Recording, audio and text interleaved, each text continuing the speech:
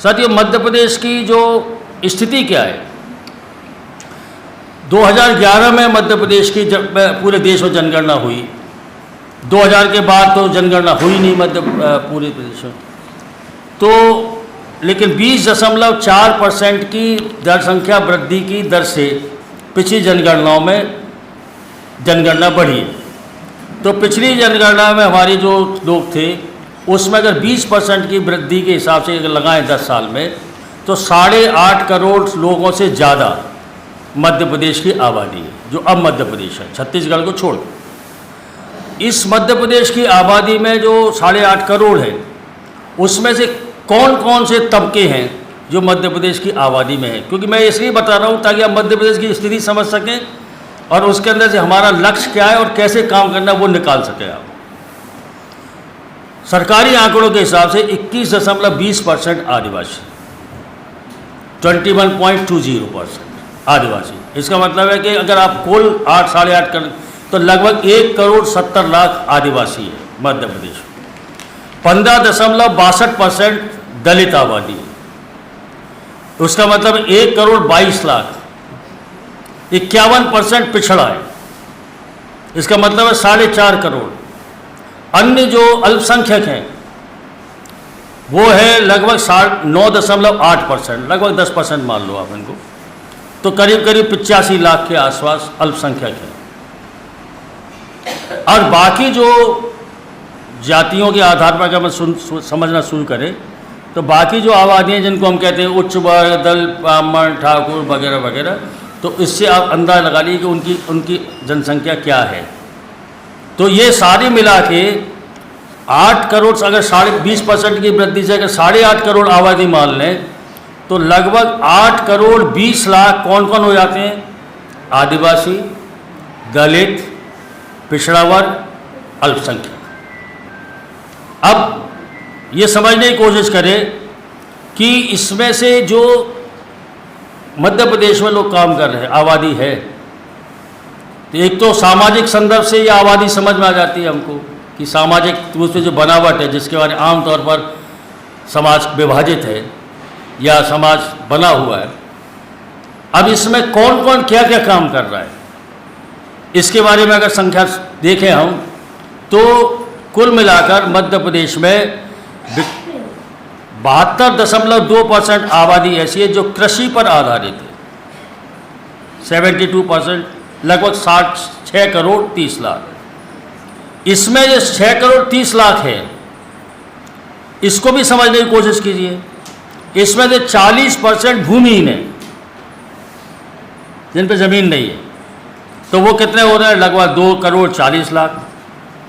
30% गरीब किसान है, मतलब वो गरीब किसान का मतलब क्या है, कल जसविंदर सिंह ने बताया, और थोड़ी सी विस्तार मतलब आपकी समझ में आ जाए उस हिसाब से परिभाषा बताता हूँ ग्रामीण की। खेत मजदूर कौन है गांव में? वो मजदूर जिस मजदूर के पास अब ज़मीन का एक टुकड़ा भी नहीं है, जिसकी ज़िंदगी, अपनी ज़िंदगी जिसकी है वो पूरा परिवार के लिए दूसरों के खेत पर काम करता है, उसको कहते हैं खेत मजदूर। गरीब किसान कौन है? गरीब किसान का मतलब ये है कि जो किसान ज़मीन का इतना टुकड़ा है उसके पास कि उस पर वो खेती करता है पूरी अपना परिवार के साथ, लेकिन उससे उसका गुजारा नहीं हो सकता, पर दूसरे के खेतों पर भी काम करने जाना पड़ता है उसको, वो होता है गरीब किसान। मध्यम किसान कौन है? मध्यम किसान वो है जो अपने खेतों पर काम करता है, लेकिन मौसम के हिसाब से फसल पर वो कुछ और मजदूरों को काम पर लेता है, लेकिन बुनियादी रूप से वो खेती करता है, वो है मध्यम किसान। धनी किसान कौन है? धनी किसान वो है जो अपने खेतों पर खेतों पर रहता है, देख रेख करता है, कभी कभी ट्रैक्टर भी चला लेता है, कभी कभी वो जाके बीज खरीदने चला जाता है, कीटनाशक खरीदने चला, लेकिन उसकी खेती का अधिकांश काम वो मजदूरों से करवाता है, खेत पर रहता है, वो है धनी किसान। भूस्वामी कौन है? जिसको हम कहते हैं भूस्वामी। भूस्वामी वो है जिसके पास इतनी ज़मीन है कि उसकी ज़मीन पर वो काम तो दूसरों से कराता ही है, खेतों की देख रेख भी करने नहीं जाता अपने, उसके लिए भी किसी और आदमी को रखता है, वो है भूस्वामी। इसका मतलब क्या है? अगर हम ग्रामीण परिवेश को देखें तो ग्रामीण परिवेश में भूस्वामी 2% 3% होंगे। बाकी कौन है? भूमिहीन, गरीब किसान, मध्यम किसान और धनी किसान जो गांव में है। ठीक है, तो अब इस हिसाब से क्या है कि पूरे मध्य प्रदेश में 72.2% आबादी ऐसी है जिसमें जो कृषि पर आधारित है। पर कृषि पर आधारित है तो कौन है? खेत मजदूर भी कृषि पर आधारित है, गरीब किसान भी खेती पर आधारित है, मध्यम किसान भी खेती पर आधारित है, धनी किसान भी खेती पर आधारित है। अब ये जो बहुमत आबादी है, इसका मतलब क्या है? इस आबादी को अगर आप इस मोटा विश्लेषण है, ये बहुत ही एग्जैक्ट नहीं है, कहीं आप कल के दिन कहीं ऐसा ही है, ऐसा नहीं, मोटा अंदाज़ा लगाने के लिए मैं आपके बीच में ये बातें रख रहा हूँ। तो इसका मतलब है कि मध्य प्रदेश में जो मजदूर है, जो खेती पर नहीं है, या कर्मचारी है या दुकानदार है, वो कितना है? लगभग 17 से 20% के बीच, जैसे मजदूर भी है। अब ये जो मजदूर है, इस मजदूर के बारे में क्या है परिस्थिति कि जो मजदूर है उसमें से मध्य प्रदेश के जो आंकड़े हैं, वो आंकड़े ये बताते हैं कि 96% से ज़्यादा मजदूर असंगठित क्षेत्र का मजदूर है, 4% मजदूर संगठित है। संगठित मजदूर का मतलब क्या? कारखानों में काम करता है, किसी विभाग में काम करता है, कहीं और काम करता है, वो मजदूर संगठित। मोटे तौर पर समझ लीजिए कि जो श्रम कानून है, जिन मजदूरों पर श्रम कानून सीधे सीधे लागू होते हैं या अप्रत्यक्ष रूप से उनकी परिधि में आ जाते हैं, कुछ तो प्रत्यक्ष है, कारखाने के मजदूर श्रम कानूनों के तहत हैं, कुछ अप्रत्यक्ष, जैसे मान लीजिए निर्माण मजदूर हैं। अब निर्माण मजदूरों के लिए जो कानून बना है, 2 कानून है, एक है उनका वेलफेयर के संबंध में, कल्याण के बारे में, एक उनके काम के बारे में। तो वो जो काम के बारे में बनाया, ट्रांसपोर्ट मजदूर हैं, उनके वेलफेयर के लिए कोई कानून ही नहीं है, लेकिन उनके लिए काम के लिए जो कानून, जो दूसरे कानून है, वो किसी रूप में उन पर अमल हो जाते हैं। तो जिन पर आमतौर पर श्रम कानूनों का प्रभाव है या श्रम कानून के दायरे में आते हैं, उनको मोटे तौर पर अपन कहते हैं संगठित मजदूर, जिसमें कारखानों के अंदर काम करने वाले ठेका मजदूर भी शामिल हो जाते हैं। ठीक है। अब ये जो 17% अगर मजदूर है, तो इसमें संगठित मजदूर कितना है? 4%, जिन पर श्रम कानून लगते हैं या लगा। अब ये जो 17% है, इसमें से जो संगठित मजदूर है, उस संगठित मजदूर की पोजीशन क्या है? अगर आप देखें मोटे तौर पर कि जो श्रम कानूनों में संशोधन हो रहा है, तो फैक्ट्री एक्ट क्या है? फैक्ट्री एक्ट का मतलब है कि बिना मशीन के, बिना पावर के 10 लोग जहां काम कर रहे हैं, उसका रजिस्ट्रेशन कराना पड़ेगा, 10 या 10 से ज़्यादा, बिना पावर के, बिना बिजली इस्तेमाल, और पावर के साथ बिजली का इस्तेमाल करके, ज़्यादा मशीनों का इस्तेमाल करके 20 मजदूरों से ऊपर जहाँ है, वो फैक्ट्री एक्ट में आता है। बाकी सब कारखाने फैक्ट्री एक्ट से बाहर है। अगर कोई 5 लोगों का काम करना है, वर्कशॉप है, ये है, वो है, जितने भी ये सब, और है मजदूर उसके अंदर भी। अब 2021 का जो लेबर डिपार्टमेंट है मध्य प्रदेश के अंदर, उसकी रिपोर्ट क्या बताती है कि मध्य प्रदेश में फैक्ट्री एक्ट के तहत कुल 7,365 कारखाने रजिस्टर्ड है, सिर्फ 7,365। आपको बहुत बड़े कारखाने दिखते होंगे, वर्कशॉप दिख रहे हैं, ये दिख रहे हैं, वो दिख रहे हैं, सब 7,365। इसमें जो 6,74,114 लोग मजदूर के रूप में पंजीकृत हैं। अब इसमें जो है कुल मिलाकर ये जो संख्या है, संख्या की दृष्टि से देखिए, 10 से कम श्रमिक वाले जो कारखाने हैं, जो पावर से चलते होंगे, वो 2184, 10 से 20 वाले 2280, 21 से 50 वाले 1533, 51 से 100 मजदूर वाले 582, 101 से 250 वाले 408, और 250 से ज़्यादा जहाँ श्रमिक काम करते हैं उनके कारखाने कितने? 378 सिर्फ। इसका मतलब क्या है कि ये जो सरकार की जो पूंजीपतियों के साथ, कॉरपोरेट के साथ मिली भगत है, 378 कारखाने तो एक शहर में ही निकल आएंगे जहाँ 250 से ज़्यादा मजदूर काम कर रहा है। बड़े शहर में, इंदौर में, ग्वालियर वगैरह ऐसे कारखाने मिल गए, पर ये 378 है। अभी 378 का मतलब क्या हुआ कि अगर जो वर्तमान में श्रम कानूनों की जो परिभाषाएं की जा रही हैं उसके तहत इन सारे कारखानों में कभी भी कारखाना बंद करने का अधिकार, 378 को छोड़ के साहब बाकी कारखानों कभी भी बंद कर दो, कभी भी छटनी कर दो, कभी भी निकाल दो, कभी भी इनको बोनस मत दो, कभी भी ग्रेच्युटी मत दो, कुछ भी करो। अब यह है मध्य प्रदेश की परिस्थिति जिसमें हम लोगों को काम करना है। अब इसके बाद मध्य प्रदेश में जैसा उन्होंने कहा 1,96,000 आंगनबाड़ी, 86,000 के आसपास आशा कार्यकर्ता, मध्याह्न भोजन के लोग भी कर इतने 1 लाख के आसपास या 70, उनकी संख्या मैं भूल गया, इतना हो।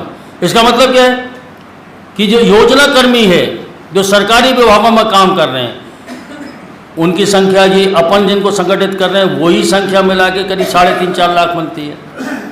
संविदा कर्मी, आउटसोर्स के मजदूर, ठेका मजदूर, ये भी मजदूर है।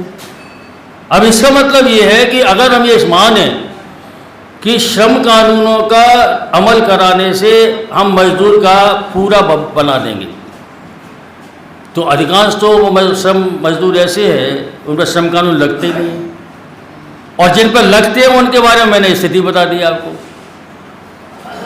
अब इस स्थिति में क्या हम लोग संघर्ष नहीं करें? जैसे कॉमरेड हेमलता जी ने कहा कि संगठित मजदूर, असंगठित मजदूर, उसका महत्व, तो हमारे लिए क्या है कि संगठित मजदूर का महत्व क्या है? आंदोलन में उनकी क्षमता है वो तो अलग है, लेकिन सरकारी कर्मचारी की अगर वेतन, ग्रेच्युटी, पेंशन ये सुविधा है, या पब्लिक सेक्टर का मजदूर है, कोयला का मजदूर है, उसकी सुविधा है, तो दूसरे कारखानों हम क्या कहते हैं? कोयला के मजदूर की तरह दो, कई जगह सरकारी कर्मचारी की तरह दो, आंगनबाड़ी, आशा, वो सब। क्यों? कि उनको मिलता है। अगर ये खत्म हो जाए, जो खत्म करने की सरकार कोशिश कर रही है, तब इसका मतलब क्या है कि जो असंगठित क्षेत्र का मजदूर है, जो मध्य प्रदेश में जिसका भीषण शोषण हो रहा है, फिर उसको किधर जाना है, क्या मांग करना है? मांग का आधार क्या बनेगा? हम कहेंगे 26,000 दो, तो क्यों दो 26,000? आधार खत्म। इसका मतलब क्या है? संगठित आंदोलन, मजदूर आंदोलन और असंगठित मजदूर आंदोलन के बीच में कोई विरोध नहीं है। ये जो संगठित असंगठित का, तो मध्य प्रदेश में हमारी समझ क्या है? ये संगठित आंदोलन, असंगठित आंदोलन एक दूसरे के पूरक हैं। तब मध्य प्रदेश में हम जो लोग सीटू के नेता बैठे हैं उनके दिमाग में साफ रहना चाहिए कि अगर हम संगठित मजदूर आंदोलन काम कर रहे हैं और असंगठित में नहीं काम कर रहे तो क्या होगा? हमारी स्ट्राइकिंग पावर, हमारे ऊपर होने वाले दमन का मुकाबला करने की ताकत हमारी खत्म। आप कितना ही बड़ा, मैं जानता हूँ हमारे कोयला के मजदूर नेता बैठे हैं जहाँ, मेरी बात का बुरा ना माने, या सीमेंट में जो परमानेंट हैं वो जो यूनियन में नहीं आते, क्या है? हमारा तो वेतन समझौता हो जाए, अच्छा हो गया, और वेतन समझौता, अच्छा और भी हो गया। हम क्या करेंगे? हम तो वेतन समझौते तक सीमित रहेंगे। कहाँ बैठ क्या लेना है? काय के चंदा, काय की सीटू, काय की मेंबरशिप, काय का फंड? अरे कॉमरेड आप तुम्हारे परेशान हैं, हम हर बार फोन करते हो, ये फंड इकट्ठा करो, ये करो, इकट्ठा वो इकट्ठा। और कितना दर पतन का बढ़ी? 19.5%। कोयला में तनख्वाह बढ़ी 19.5%। 19.5% का मतलब है कम से कम कैटेगरी के मजदूर को कितना बढ़ा है? 8,500 रुपये महीना। आशा कार्यकर्ताओं को बढ़ने के बाद कितना हुआ? 6,000। 8,500 की वृद्धि। एरियर कितना मिलेगा? 1,90,000 एरियर। और सीटी को कितना मिलेगा? 90 पैसे भी नहीं। नेता भी नहीं कॉमेडी। अरे कॉमेडी आपको पता नहीं है परिवार की हालत क्या हो रही है, ये क्या हो रहा है, वो क्या हो रहा है, मरे पड़े हम तो कॉमेडी, हमारी तो हालत ही खराब है। अब ये चेतना का सवाल है, पर मजदूर आंदोलन की जो बीमारी है उस बीमारी को समझने के लिए मैं बात रख रहा हूँ। किसी की आलोचना, ये कोयला में भी कोई ऐसा थोड़ी है कि बहुत ज़्यादा मिल गया, जो काम है उनका जिस तरह के मजदूर को मिलना चाहिए उसकी तुलना में अभी भी नहीं मिला, लेकिन जो मिला है उसके आधार पर अगर और आगे जाना है तो असंगठित क्षेत्र के मजदूरों को, अपने क्षेत्र में कोयला मजदूरों को, ठेका मजदूरों को, दूसरे मजदूरों को, आसपास के मजदूरों को इकट्ठा नहीं करेंगे तो ये नहीं बचेगा, आगे बढ़ने की तो बात ही खत्म। इसलिए मध्य प्रदेश में हमारी समझ है कि असंगठित और संगठित जो मजदूर आंदोलन है उसको जोड़कर ही हम आगे बढ़ सकते हैं। तो एक तो मध्य प्रदेश हमारी दिशा ये। दूसरा, हमारा जो संघर्ष का फार्मूला क्या होगा हमारा। अब मैंने ये कहा कि मजदूर अगर मान लीजिए लगभग 1.5 करोड़ आबादी के हिसाब से, और खेत मजदूर लगभग 2 करोड़ 40 लाख, तो ये दोनों जोड़ के बंगला कितना है, 3 करोड़ 45 लाख। तो मध्य प्रदेश की आबादी में 8.5 करोड़ है और इनको संगठित करना है। अगर 3.5 करोड़ मजदूर और खेत मजदूर ये संघर्ष करें और इनका संघर्ष विकसित हो जाए, इनमें से 20% 30% का भी अगर हम संघर्ष विकसित कर लें, पूरा नहीं 3.5 करोड़ का नहीं, 20% भी संगठित कर ले तो 60 लाख लोगों को, 65 लाख लोगों को सड़क पर उतारने की ताकत अगर हमारे पास आ जाए तो क्या होगा। ये जो बाकी लोग समाज में पीड़ित प्रताड़ित हैं, चाहे वो गरीब किसान हो, चाहे वो मध्यम किसान हो, चाहे वो कर्मचारी हो, चाहे वो दुकानदार हो, उनको लगेगा हाँ इनके साथ जुड़ के हम सुरक्षित हो जाएंगे। क्यों? फिर वो पूंजीपति के साथ नहीं जाएगा, बढ़ेगा। क्यों नहीं जाएगा? क्यों? वो देख रहा है कि ये जो मोदी की सरकार, भाजपा की सरकार, चाहे वो कांग्रेस सरकार हो, ये बड़े बड़े पूंजीपतियों को बढ़ावा दे रही है। और बड़े बड़े पूंजीपतियों को बढ़ावा देने का असर क्या हो रहा है, छोटा पूंजीपति खत्म होते जा रहा है, सारे लघु उद्योग बंद हो रहे हैं क्योंकि बड़ा पूंजीपति आ रहा है, सारे छोटे छोटे दुकानदार खत्म हो रहे हैं क्योंकि मॉल आ रहे हैं, ऑनलाइन हो रहा है। तब उस तो मर रहा है, वो तो बर्बाद हो रहा है, वो तो उसके अंदर। तो अभी उसकी चेतना क्या है, अरे यार मजदूर तुम तो लाल झंडे वाले हो, तुम मजदूर हो। पर जो अपन ने कल कहा कि बदलाव की दिशा क्या, वो कैसे चलेगा? अगर ये संघर्ष विकसित हो जाए और हम उनकी मांगों को भी उठाएंगे, गरीब किसान को ये दो, ऋण की वापस करो, समर्थन मूल्य दो, पानी की रेट कम करो, बिजली की रेट कम करो, 24 घंटे बिजली दो। अब इस मांग को अगर उठा रहे हम तो वो क्या समझेगा, नहीं ये हमारे साथ है, इनके साथ हम। ये क्रांतिकारी जो आंदोलन है, मजदूर वर्ग के नेतृत्व में जो बदलाव की लड़ाई है, वो ऐसे बनेगी मध्य प्रदेश। तो 3.5 करोड़ अगर आ गए तो इस 3.5 करोड़ के आसपास कौन आ जाएगा, करीब 3 करोड़ लोग इसके आसपास आएंगे। और वो कल आएंगे, परसों आएंगे, 10 साल में आएंगे, 20 साल में आएंगे, मुझे नहीं पता, किसी को भी नहीं पता। पर इस दिशा से अगर चढ़ेंगे तो जरूर आएंगे, क्योंकि उनके पास भी कोई रास्ता नहीं है, कोई रास्ता नहीं है बचने का। और हालत खराब होने वाली है, बर्बाद होंगे सारे तबके। भूस्वामी और इजारेदार पूंजीपतियों को छोड़ के सबकी हालत खराब हो रही है, और हालत खराब होगी, ये दिशा तय हो रही है, साफ है ये। तब अगर ये होगा, तब इसका मुकाबला करने के लिए ये जो दिशा है, ये दिशा हमारे आगे अगर आएगी तो इसका मतलब क्या है कि मध्य प्रदेश की अगर परिस्थिति देखें तो यहाँ पूंजीवादी भूस्वामी वर्ग जिसकी सत्ता है वो कितना % है, 5% से भी कम, 5% से भी कम। तब 95% है ना। आदरणीय कांशीराम जी ने एक नारा दिया है, वोट हमारा राज तुम्हारा नहीं चलेगा, 90 हम 10 तुम नहीं चलोगे। ठीक है, वो जाति के आधार पर था, ये वर्ग के आधार पर है कि 95 हम 5 तुम, नहीं चलेगा। क्योंकि इसके अंदर ये जो परिस्थिति है, इसके बिना ना हम जातिवाद को खत्म कर सकते, ना महिलाओं की समानता ला सकते, ना हम सांप्रदायिकता खत्म कर सकते, क्योंकि ये तो उनके लिए हथियार है उनके, ये तो लागू करेंगे वो। और अंतर्राष्ट्रीय पैमाने पर लागू करने को हेमलता ने बताया। अगर पूंजीवाद है और पूंजीवादी लूट है तो ये नीति सांप्रदायिक विभाजन, जातिवादी विभाजन, पहचान की राजनीति उनके औजार है। तो अगर वो उनके लूट के राज को बचा के रखना है तो इन औजारों का इस्तेमाल करेंगे। तो कोई अगर मासूमियत के साथ ये सोचे कि नहीं, इनके हाथ जोड़ के हम है ना मतलब इनसे कह दें कि बंद कर दो, बंद कर दो, बहुत खराब काम कर रहे हो आप, तो छोड़ देंगे, कोई नहीं छोड़ने वाला। क्यों?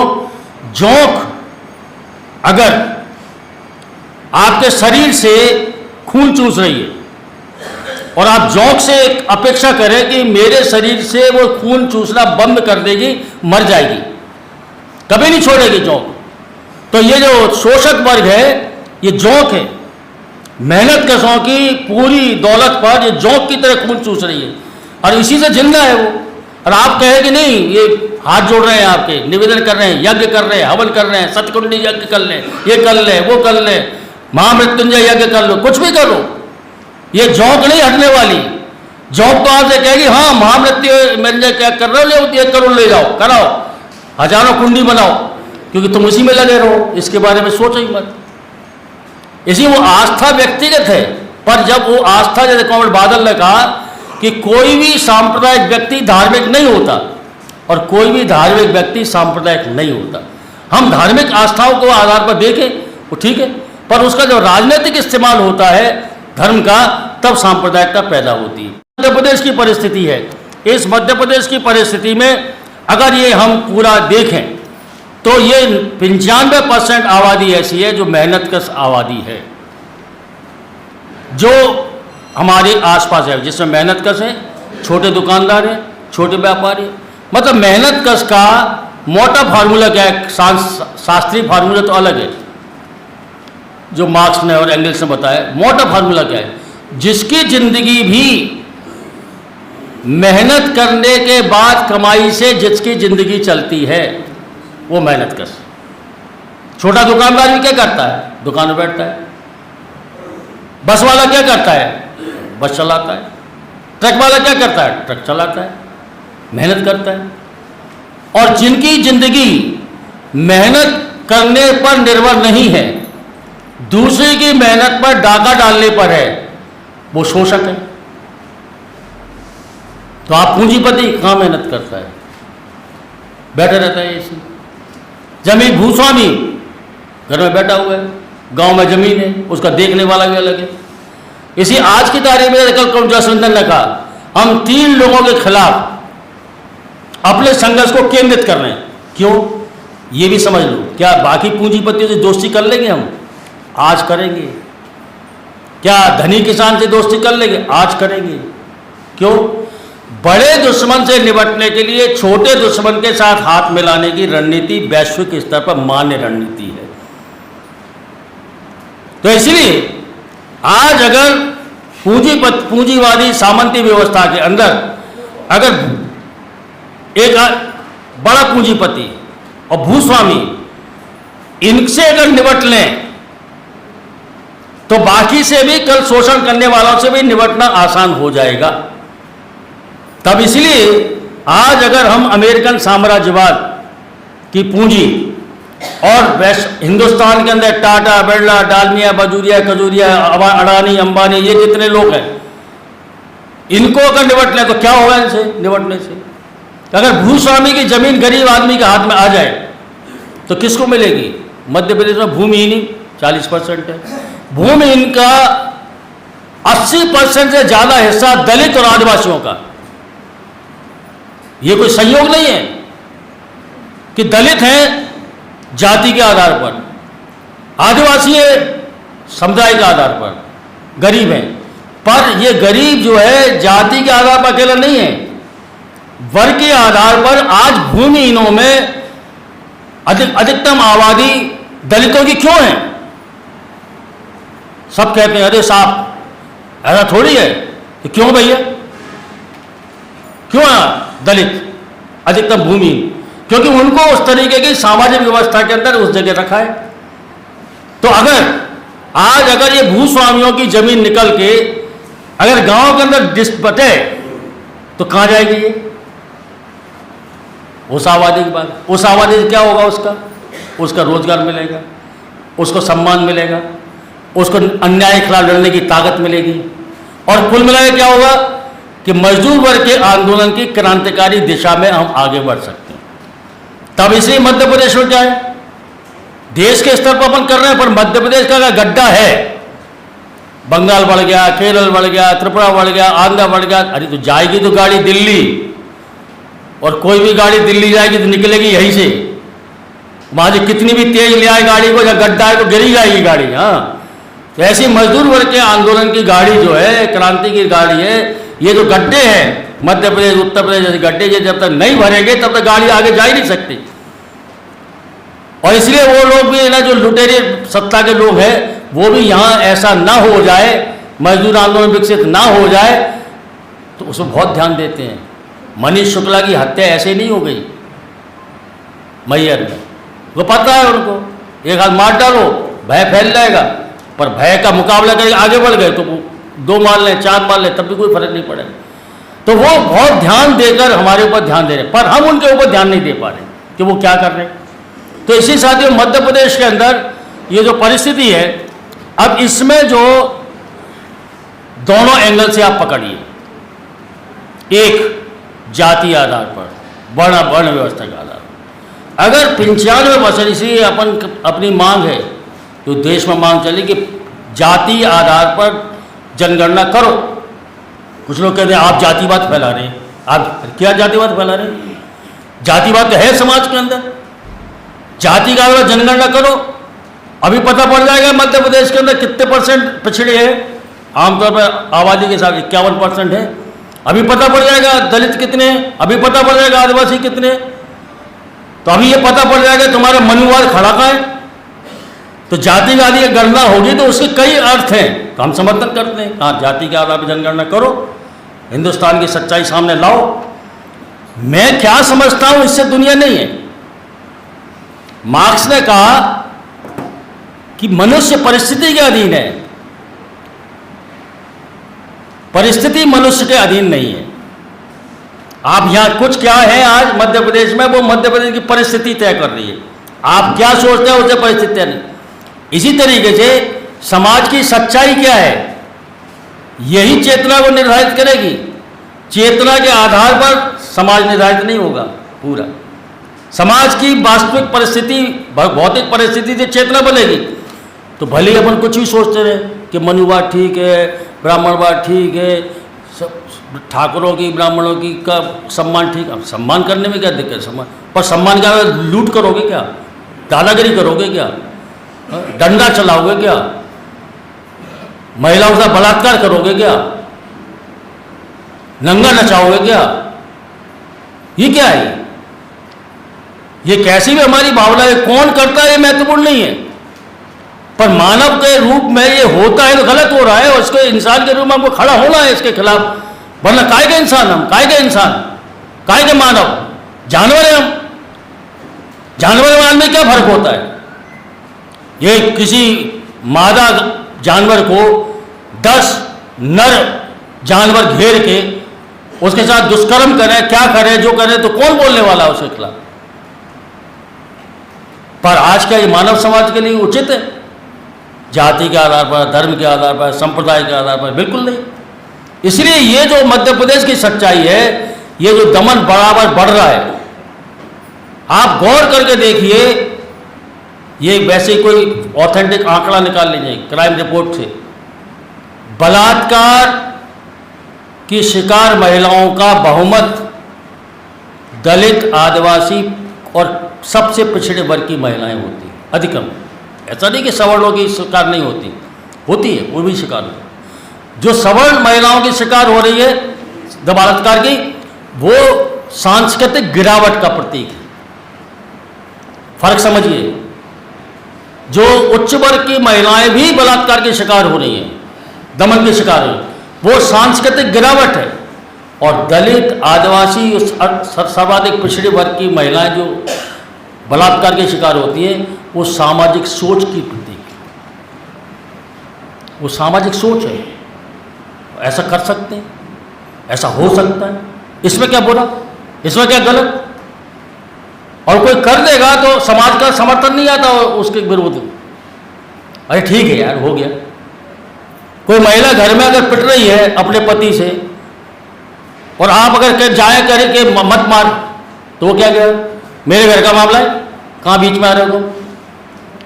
और हो सकता है वो महिला भी कह रहे कि नहीं नहीं हमारे घर का मामला, आप मत बोलिए मुझे। तो ये सामाजिक सोच है ना, ये महिलाओं के खिलाफ। जैसे महिला पिट रही है, पति रोज पीट रहा है, पर कोई बोल नहीं रहा उसको, तो ये सामाजिक सोच है।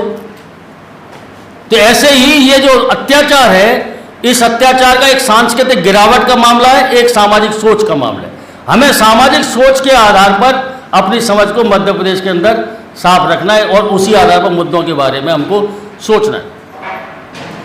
तो कॉमरेड, ये जो पूरी परिस्थिति है, उस पूरी परिस्थिति में मध्य प्रदेश में हमारा जो संघर्ष है, वो संघर्ष की दिशा क्या है? असंगठित मजदूर और संगठित मजदूर, मजदूर आंदोलन के रूप। और ग्रामीण क्षेत्र में खेत मजदूर, गरीब किसान, मध्यम किसान, इनका दोनों का एक बनाने की कोशिश। इसके आधार पर धनी किसान हमारे समर्थन में आएगा, छोटा पूंजीपति समर्थन में आएगा, व्यापारी हमारे समर्थन में आएगा ही। आप किसी भी इंडस्ट्रियल एरिया में चले जाओ, अगर वहां 500 कारखाने हैं तो 500 कारखाने में से 400 कारखाने बंद हो गए पिछले 10 साल में, खासतौर से मोदी की सरकार आने के बाद। क्यों बंद हो गए? क्योंकि मोदी की सरकार ने ऐसी नीति बनाई कि पहले लघु उद्योग के लिए जो चीजें बनाने का आरक्षण था कि नहीं ये उत्पादन सिर्फ लघु उद्योग करेगा, उसकी बिक्री की भी व्यवस्था थी, उन्होंने खत्म कर दी उसको। लघु उद्योग खत्म हो गए, मध्यम उद्योग खत्म हो गए, तो उसका मजदूर तो बेरोजगार हो ही गया, उस कारखाने को चलाने वाला मालिक भी गया बर्बाद हो, और वो देख रहा है। अगर आप गहरे से बात करेंगे किसी से, हर छोटा छोटा उद्योगपति मोदी के खिलाफ है, कहते अडानी अंबानी कर।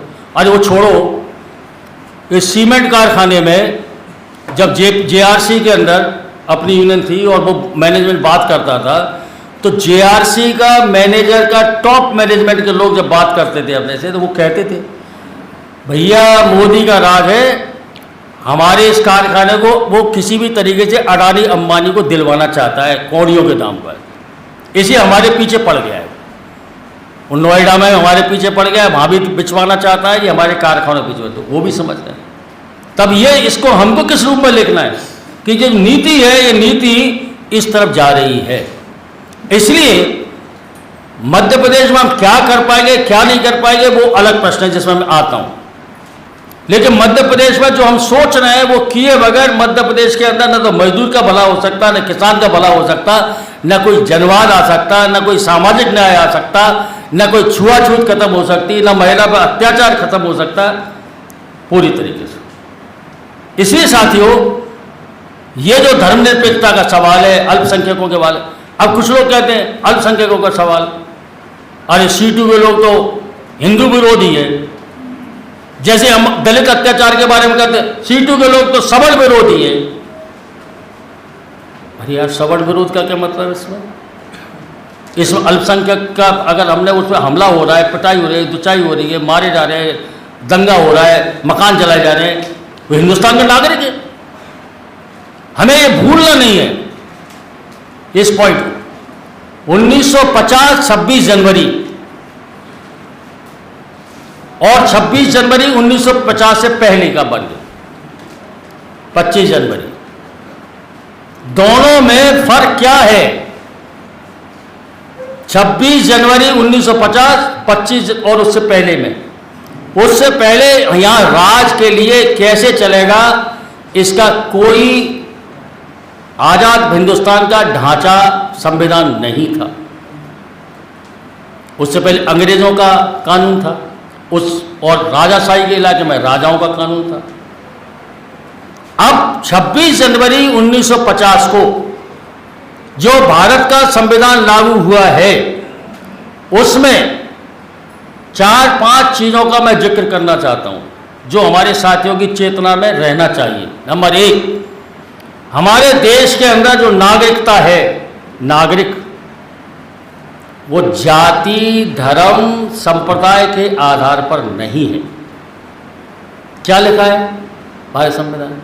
जो यहाँ पैदा हुआ हो या इतने साल से रह रहा हो, आवेदन किया हो, नागरिक बन सकता। वो कैसे बनेगा विदेशी नागरिक, वो छोड़ो, आप मोटे तौर पर रहो। क्या लिखा है हमारे संविधान में? जो भारत में पैदा हुआ है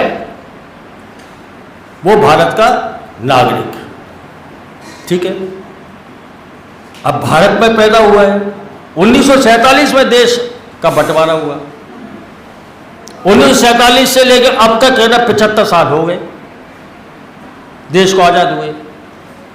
तब हिंदुस्तान पाकिस्तान का जब विभाजन हुआ,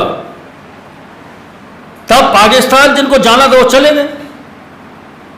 जिन्होंने कहा कि नहीं ये हमारा वतन है, हम यहीं रहेंगे, हम नहीं जाएंगे पाकिस्तान, तो उन्होंने हिंदुस्तान को अपना वतन मान लिया। फिर उन्होंने कुर्बानी भी की। कैप्टन हमीद हैं, दूसरे अशफाकुल्लाह हैं, कहाँ क्रिकेट के खिलाड़ी हैं, हॉकी के खिलाड़ी हैं, संगीतज्ञ हैं, तबला बजाने वाले, बाताज बजाने वाले, सारंगी बजाने वाले, सरोद बजाने वाले, शास्त्रीय संगीत, कलाकार, एक्टर, कारखानों में काम करने वाले, खेती करने वाले, क्या नहीं कर रही है ये? इसके बिना हिंदुस्तान कहाँ है? नहीं। अब उसके बाद जो उस समय पाकिस्तान वगैरह बना था, तब जो पैदा हुआ उसी साल, मान लो 1947, वो 75 साल का हो गया। तो लगभग 3/4 आबादी जो उस समय थी वो चली गई। अब आबादी कौन सी है? जो 26 जनवरी 1950 को भारत 15 अगस्त 1947 को बंटवारा हो गया, जो यहाँ रह गया वो यहाँ रह गया और संविधान लागू हो गया जो नागरिक बनता है। अब ये संविधान कहता है कि संविधान के समक्ष सब बराबर है। नागरिक को अधिकार जो है संविधान के समक्ष सब बराबर है, तो बराबर है। तो आप कैसे कह रहे हैं कि ये हिंदू को अधिकार दो, मुसलमानों को कोई अधिकार नहीं रहेगा? किस आधार पर कह रहे हैं? एक। दूसरा, संविधान में लिखा है कि जाति, धर्म, संप्रदाय के आधार पर कोई मतभेद नहीं, कोई फर्क नहीं होगा। किशोरी जी, कोई फर्क नहीं होगा। तो आप दलित, आदिवासी, पिछड़ा, जाति के आधार पर कैसे फर्क कर रहे हैं? मकान मत बनाओगे, यहाँ तोड़ो, बाहर रहो, जंगल खाली करो।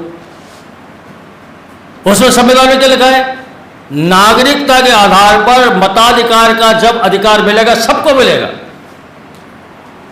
ऐसा नहीं हिंदू को नहीं मिलेगा, मुसलमान को नहीं मिलेगा, दलित को नहीं मिलेगा, आदिवासी नहीं, ऐसा कुछ नहीं लिखा इसमें।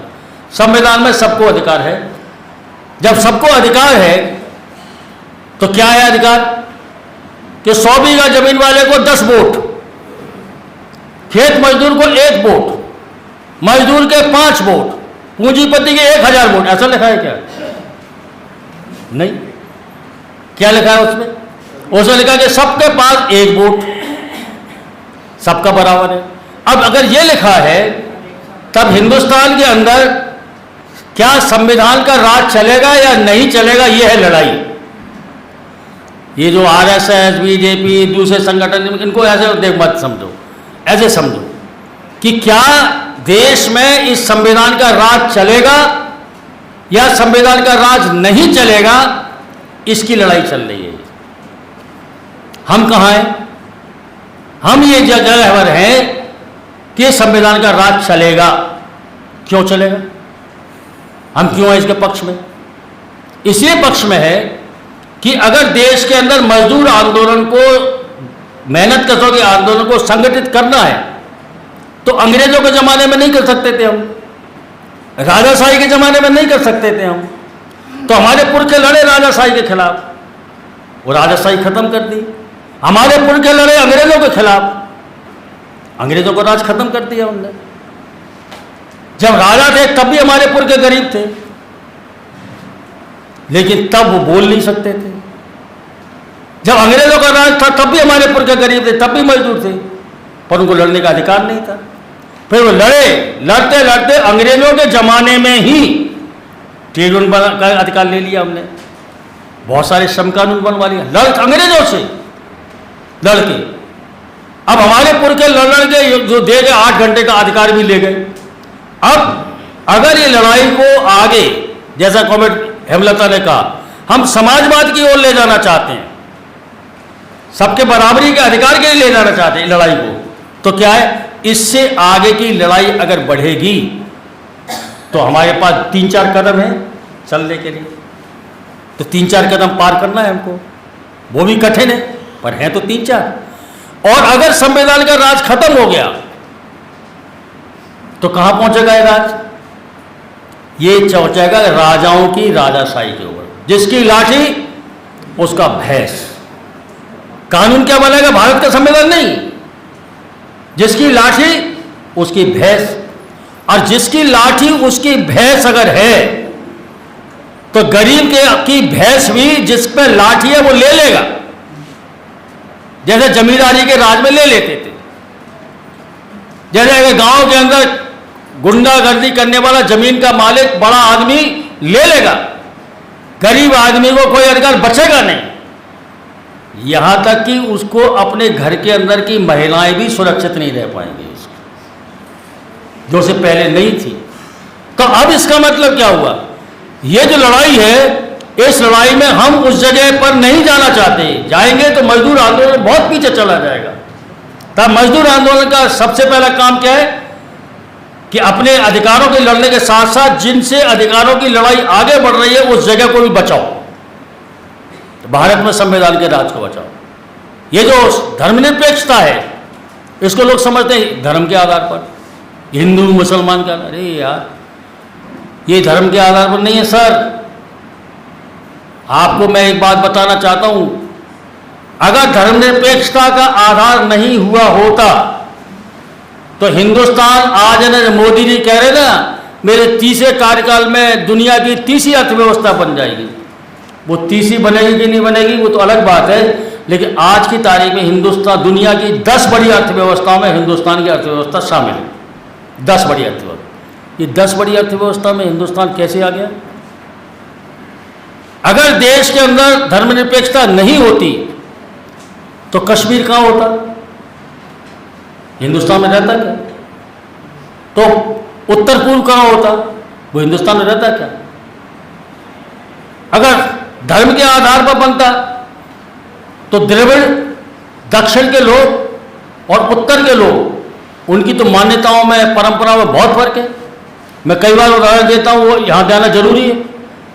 दक्षिण में कई प्रदेश तमिलनाडु सहित ऐसे हैं जहां लड़की की शादी के लिए सबसे उपयुक्त वर मामा,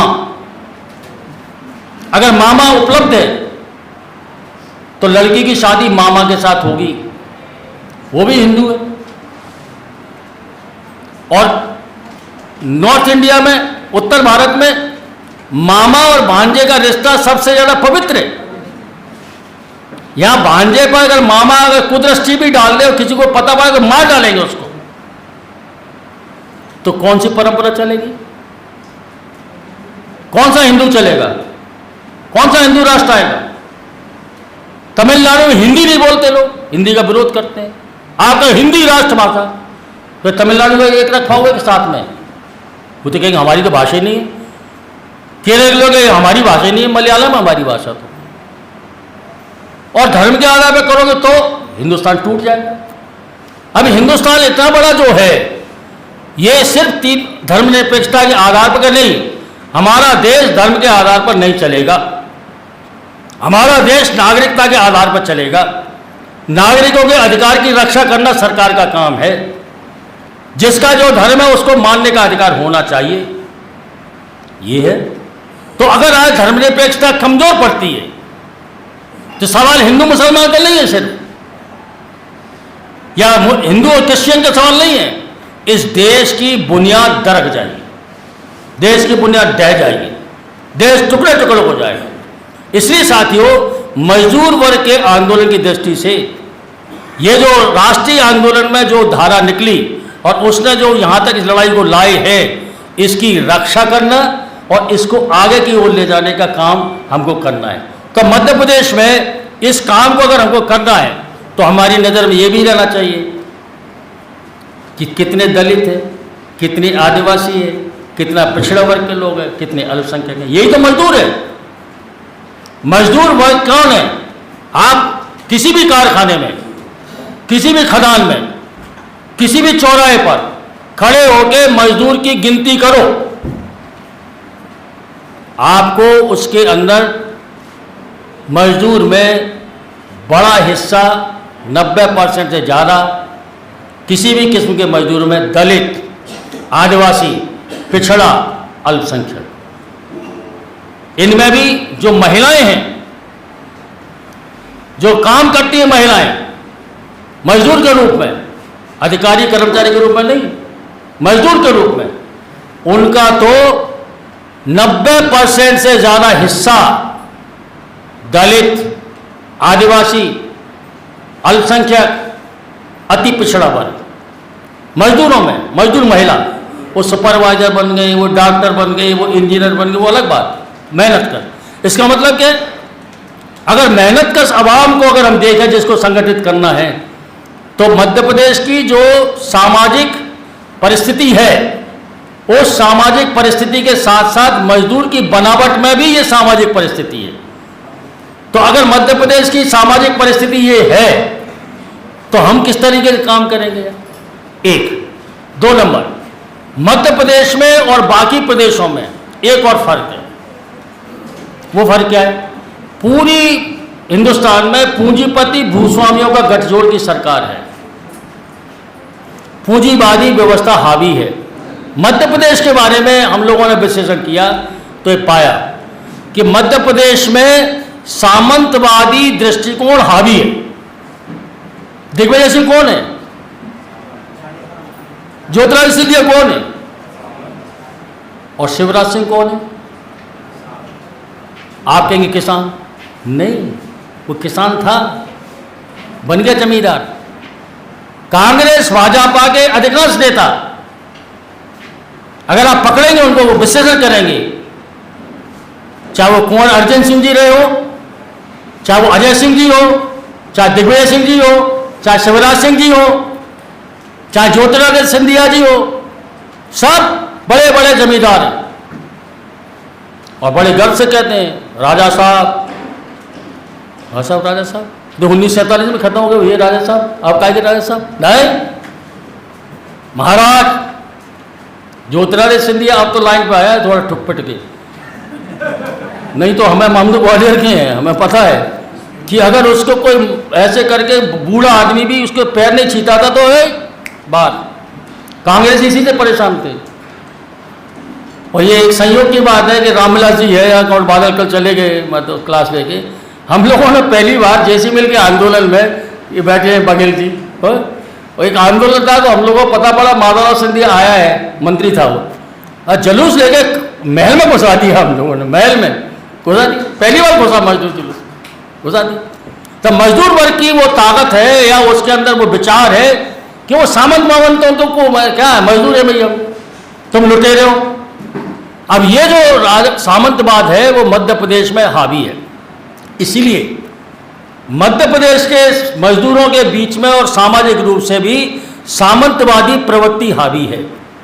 बुरा मत मानना सर, ऐसी बात बोलने वाला हूँ जो आपको बुरा लग सकती है, तो पहले ही हाथ जोड़ के निवेदन कर देता हूँ। हमारे नेता भी सामंत बनना चाहते हैं, अध्यक्ष बन गए, महासचिव बन गए, नेता बन गए, उम्मीद करते हैं सब नमस्ते करें ना।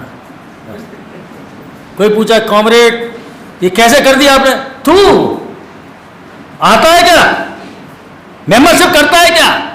तू पूछेगा मुझसे, जानता नहीं क्या किया मैंने? और वो डर गया। और हेमलता कह रही है कि जनवाद लाओ हेमलता जी कह रही है जनवाद लाओ। और मध्य प्रदेश के अंदर स्थिति है, तू पूछेगा मुझसे तू कौन है? अरे भाई ये क्यों है? ये इसका कारण हमारे कॉमरेडों में व्यक्तिगत खोट नहीं है, ये मध्य प्रदेश का वातावरण है। अब देखो अभी है ना आंगनवाड़ी का और आशा उषा का आंदोलन हुआ,